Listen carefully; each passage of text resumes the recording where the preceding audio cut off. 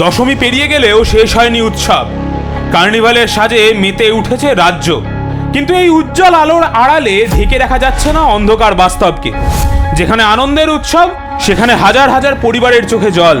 মমতার সরকারের দুর্নীতির কারণে চাকরি গিয়েছে 26,000 শিক্ষক এবং অশিক্ষক কর্মীর। শুধু তাই নয়, মৃত্যু হয়েছে 2 জন শিক্ষকের। আনন্দের এই দিনগুলিতে বিষাদের সুর এই পরিবারে, কিন্তু তাতে মাননীয় আর কি যায় আসে। পেটে লাথি মেরে আজ উনি নেচে বেড়াচ্ছেন কার্নিভালের মঞ্চে।